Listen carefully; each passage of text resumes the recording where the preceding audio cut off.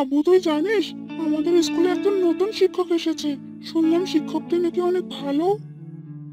কিন্তু আমাদের ক্লাস নিতে এখনো এলো না কেন? জানি না তো, হয়তো আমাদের পরে ক্লাস নিবে। এরপর হাবু আর শিপু মাঠে চলে গেল।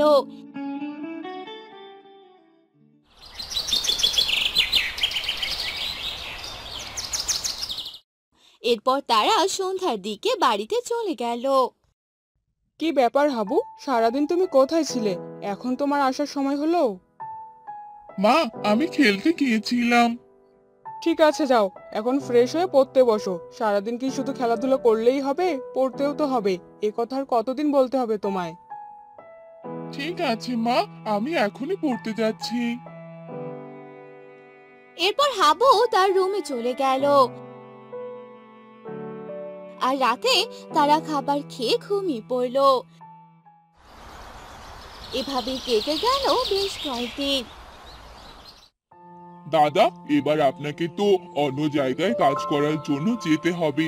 মালিক বলেছে আমাকে আর আপনাকে একসাথে যেতে। তাহলে তো যেতেই হবে। আপনাকে এ কথা বলার জন্যই আপনার বাড়িতে এলাম, যোগাযোগ রেখে যেন একসাথে যেতে পারি। ঠিক আছে, আমরা একসাথেই যাব। এ কথা বলে সেই লোকটি সেখান থেকে চলে গেল। এভাবে অনেক দিন কেটে গেল। আর একদিন হাবু তার মাকে বলল, মা, আমার না জঙ্গলে যেতে খুব ইচ্ছা করছে। ওখানে পশু পাখিদের সাথে খেলা করতে ইচ্ছা করছে। বাবা হাবু, তুমি দিন দিন বড় হচ্ছ। ছোট না বুঝলে যে পশু পাখিদের সাথে খেলবে। আর তুমি কি জানো না, জঙ্গলে অনেক হিংস্র পশু প্রাণী থাকে, সেখানে যাওয়া যাবে না। কিন্তু হাবুর মনে কৌতূহল জাগলো।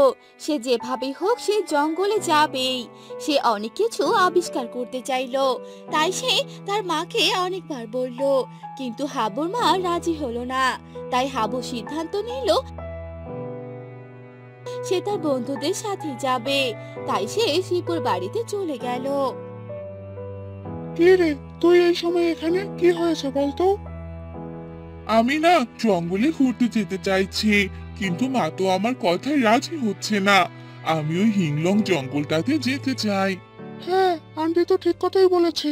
আর তুই যে জঙ্গলের কথা বলছিস, তুই কি জানিস ওই জঙ্গলটা কত ভয়ঙ্কর? আর ওখানে অনেক জীবজন্তু আছে। ওখানে যাওয়া একদম ঠিক হবে না।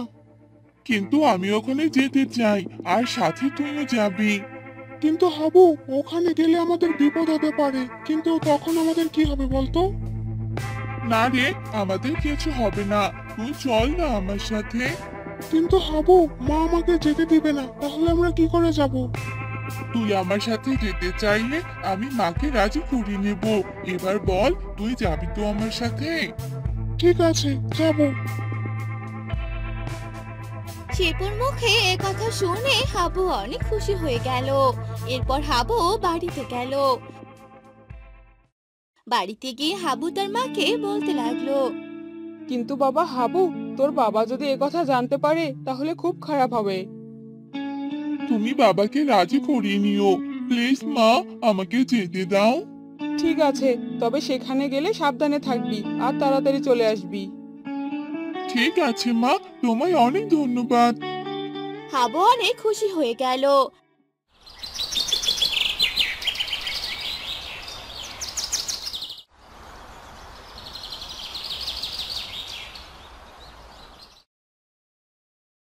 আর পরদিন শিপুকে নিয়ে সে জঙ্গলের দিকে যেতে লাগলো। কিছুক্ষণ পর তারা জঙ্গলে পৌঁছে গেল। আরে, কত ঘন জঙ্গল! এখানে আমরা কিভাবে থাকবো হাবু? আরে, তুই মজা কর না। দেখ গাছে গাছে কত পাখি।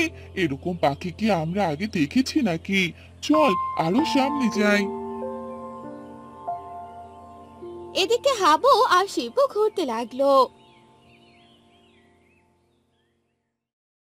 অন্যদিকে হাবুর বাবা এসে হাবুকে ডাকতে লাগলো। বাবা হাবু, হাবু, এই দেখো, আমি তোমার জন্য বই নিয়ে এসেছি। হাবু, হাবু। হাবু তো বাড়িতে নেই। বাড়িতে নেই? কোথায় গেছে হাবু? আসলে হাবু শিপুকে নিয়ে ঘুরতে গেছে, তাড়াতাড়ি চলে আসবে। তুমি ফ্রেশ হয়ে আসো, আমি তোমায় খেতে দিচ্ছি। আচ্ছা, ঠিক আছে। অন্যদিকে হাবুরা সেই জঙ্গলের ভিতরে হাঁটতে লাগলো।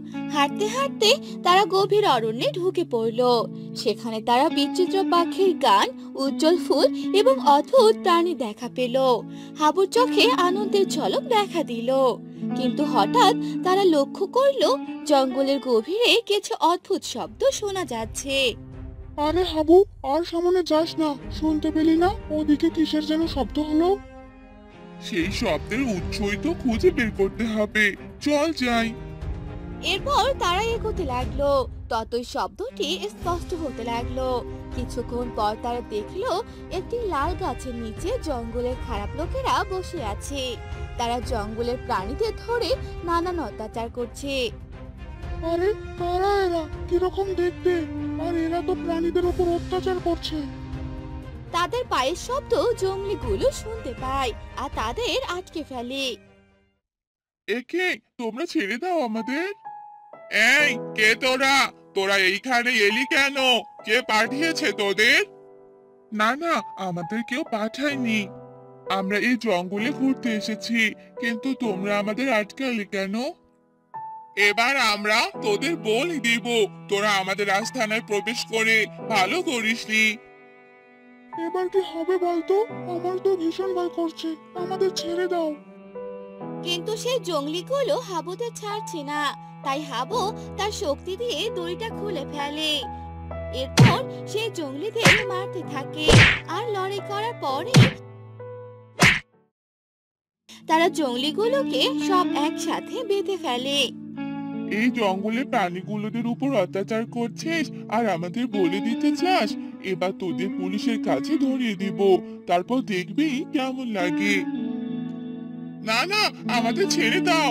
আমরা আর প্রাণীদের অত্যাচার করব না, আর এই জঙ্গল থেকে চলে যাব। যদি তাই হয় তাহলে আমি তোদের ছেড়ে দিতে রাজি আছি। হ্যাঁ হ্যাঁ, আমরা চলে যাব। এরপর হাবু সেই জঙ্গলিগুলোকে ছেড়ে দিল। আর সে জঙ্গলের সব প্রাণীগুলো মুক্ত হলো। অবশেষে জঙ্গলের পশুদের সাহসী হাবু রক্ষা করলো।